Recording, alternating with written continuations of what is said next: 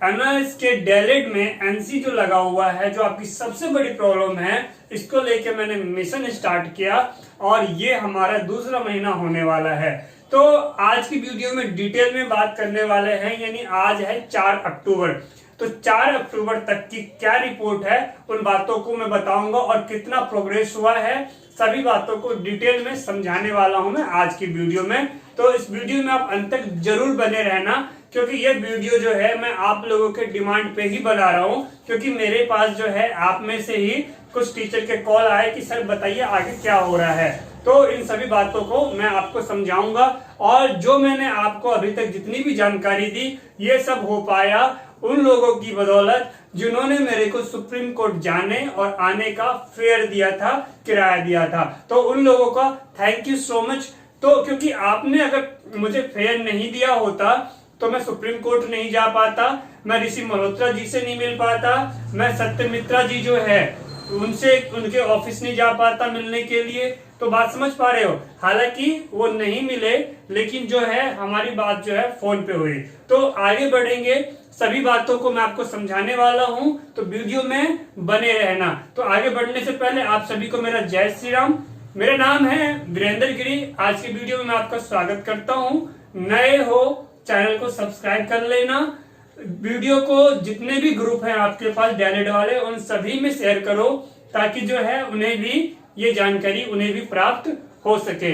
और कमेंट में जय श्री राम, भारत माता की जय जरूर लिखे। तो चलिए अब हम आगे बढ़ते हैं। एक कमेंट आया था कि जो मेरी आंखें हैं ये बार बार बंद होने लग जाती है। तो एक बात दिमाग में बिठा के रखना कि जो मैं वीडियो शूट कर रहा हूँ, तो जो लाइट चाहिए सामने, तो ट्यूब लाइट सामने लगी हुई है, समझ रहे हो। तो इस वजह से जो आंख जो ट्यूब लाइट का जो कनेक्ट होता है, तो कुछ तरह से कुछ आंखें जो है झपकने लग जाती है, समझ रहे हो। चलिए अब हम अपने टॉपिक पे लौट आते हैं, पॉइंट्स की तरफ। तो देखो सबसे पहली बात ये है कि जो डीएलएड का जो हमारा जो हम जिस मिशन में लगे हुए हैं, तो जितने भी डॉक्यूमेंट इकट्ठे हुए, आप में से जितने भी हमसे जुड़े हुए हैं मेंबरशिप में, हमारी डिस्कस हुई आपके साथ, आपके डॉक्यूमेंट्स हमारे तक पहुंचे। तो अगर मैं यहाँ पे अगर कैटेगरी बांटू, उन सभी को अलग अलग करूं, जितनी जानकारी मिली है, तो इस पे जो है कैटेगरी जो है वो है बोर्ड पे। तो आज हम समझते हैं, इसको पूरी डिटेल में समझेंगे। तो यहाँ पे जो है हमारा ये क्या चल रहा है, यहाँ पे 4 कैटेगरी हमारे पास बनी है। टोटल डीएलएड वाले जितने टीचर हैं उनकी 4 कैटेगरी तैयार हुई है, समझो। पहली कैटेगरी ये है कि जो आफ्टर 2019 के बाद जिन्होंने इंप्रूवमेंट किया है, यानी ऐसी कैटेगरी जिन्होंने 2019 के बाद अपने 50% पूरा करने के लिए इंप्रूवमेंट किया, ठीक है। दूसरी कैटेगरी उनकी आ जाती है जो इंप्रूवमेंट जिन्होंने क्या किया, 17 से 19 के बीच में ही उन्होंने किया था, तो कहीं और से कर लिया। कुछ ऐसे भी केसेस हैं। अब बात करते हैं, एक कैटेगरी आई है तीसरी हैंडीकैप की, जो ऐसे टीचर है जो हैंडीकैप्ड है और उनके पास प्रूफ भी है हैंडीकैप्ड का, समझ रहे हो। चलिए, और उसके बाद जो चौथी कैटेगरी हमारे पास आ रही है, जो ग्रेजुएट है, पोस्ट ग्रेजुएट है, तो इनको तो 50% की रिक्वायरमेंट ही नहीं है। तो ये जो जानकारी जो मैं आपको दे रहा हूं, ये आप लोगों से बात करने के बाद ही इन डेटा को मैंने तैयार किया है और इसको मैंने यहाँ पे आपको समझाया है। और अभी मैं इसके आगे और भी बातें बताने वाला हूँ, समझो। सबसे पहले एक बात आपको दिमाग में बिठा लेना है कि मैं डीएलएड नहीं किया है, मैंने ना मेरा कोई एनसी लगा हुआ है, समझ रहे हो। दिमाग में अगर ये आ रही है कि मेरा भी डीएलएड है या मेरा किसी रिलेटिव का भी डीएलएड है, तो ऐसा कुछ भी नहीं है।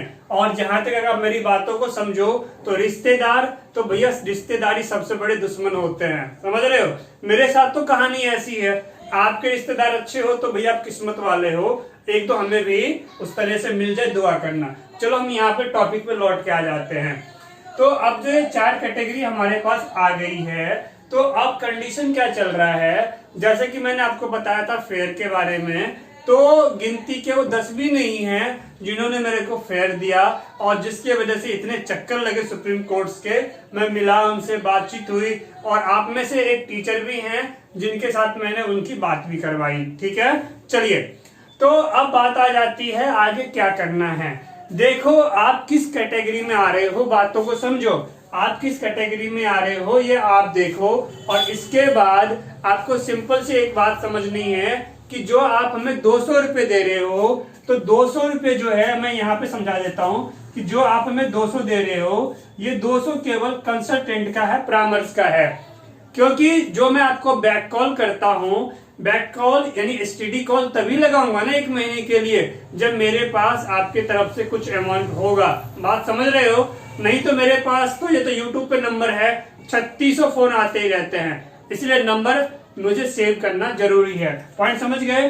तो 200 केवल परामर्श का होता है। आगे बढ़ते हैं। इसके बाद आपके डॉक्यूमेंट को लेके मैं सुप्रीम कोर्ट जाऊं तो जो इसका फेयर होता है, फेयर आपको पे करोगे तभी तो मैं जाऊंगा। आप फेयर भी पे नहीं करोगे तो मैं कैसे जाऊंगा? बातों को बताओ मेरे को, ठीक है। इसके बाद अगर हम अपना काम छोड़ के जा रहे हैं तो ये सर्विस चार्ज भी आपको देनी चाहिए। तो ये तो हो गया मेरा, बातों को समझो, क्योंकि जो बातें हैं मैं पूरी तरीके से क्लियर करता हूं, समझ रहे हो?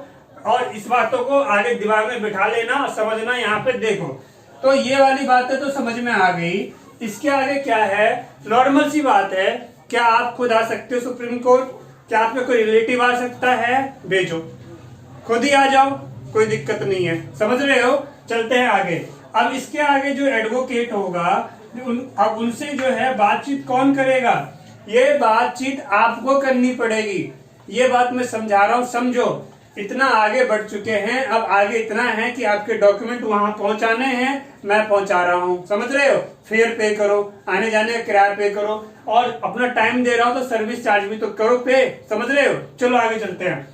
इसके बाद जो एडवोकेट है, इनसे हमारी बातचीत हुई आपकी, और मैंने आपको बताया। तो आप लोगों को अपना एक ग्रुप तैयार करना है। आप जिस कैटेगरी में आते हो, इस कैटेगरी के अकॉर्डिंग अपना ग्रुप तैयार करो, ठीक है। और ग्रुप तैयार करने के बाद जो है आप डायरेक्ट गूगल मीट हो या इस तरह की जो भी वीडियो ऐप होती है, उससे आप क्या करो? उनसे बात करो, सब लोग इकट्ठा बात करो, जो आपकी फीस लगनी है और क्या क्या होना है आगे, क्योंकि आप लोग भी टीचर है। ये सारी बातें आप डायरेक्ट एडवोकेट से कीजिए। बातों को समझ रहे हो जो मैं कह रहा हूं? बातों को समझो। तो यहाँ से क्या है कि सारी बातें बिल्कुल ही क्लियर रहेंगी। लेकिन बहुत हैरानी होती है मुझे जब मैं ये देख रहा हूं कि आप में से क्या होता है कि आगे तो बढ़ रहे हो और बढ़ते बढ़ते फिर पीछे हो जाते हो। क्यों? क्योंकि हैरानी वाली बात यह है, क्योंकि आप ये सोचते हो कि चलो हम नहीं कोई और प्याज दाखिल करेगा, हम नहीं कोई और प्याज दाखिल करेगा और उसका फायदा सबको मिलेगा। तो इस तरीके से मैं नहीं वो सही, मैं नहीं वो कोई दूसरा। तो अभी ये जो कहानी चल रही है ना, अगर ऐसी सोचते रहोगे तो फिर प्याज दाखिल कौन करेगा? सोचने वाली बात है। किसी को तो आगे बढ़ना ही है।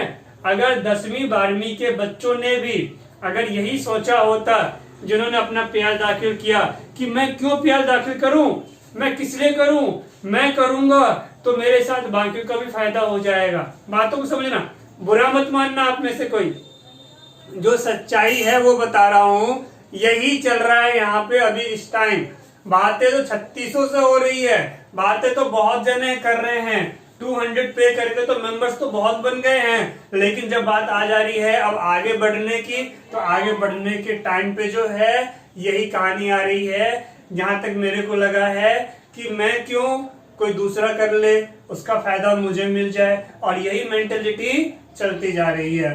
तो इस तरीके से क्या होगा मुझे बताओ, फिर कैसे हो पाएगा? आप मुझे जरूर कमेंट करें, जरूर बताएं। अगर आप लोग आगे नहीं बढ़ना चाह रहे हो तो फिर मुझे भी रुक जाना चाहिए। ये जो है अभी तक का आप जानना चाहते थे ना कि सर अभी तक का क्या रिपोर्ट है, आप फोन तो कर देते हो मेरे को जब मैं कहता हूं कि आगे फेयर पे करना है, आने जाने का फेयर लगेगा, तो उस टाइम फिर आप जो है रुक जाते हो।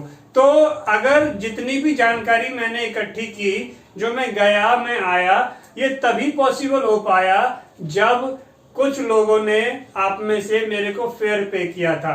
नहीं तो मिलना, आप क्या सोचते हो कि सुप्रीम कोर्ट के एडवोकेट से आप जाते ऐसे ही मिल लोगे? देश का सबसे बड़ा कोर्ट है, पता होना चाहिए आपको। आपको एडवोकेट क्या सोचते हो टाइम दे देगा तुरंत जाते ही? नहीं, मुझे कितने चक्कर लगाने पड़ गए एक मीटिंग करने के लिए, वो मैं ही समझता हूँ, समझ रहे हो?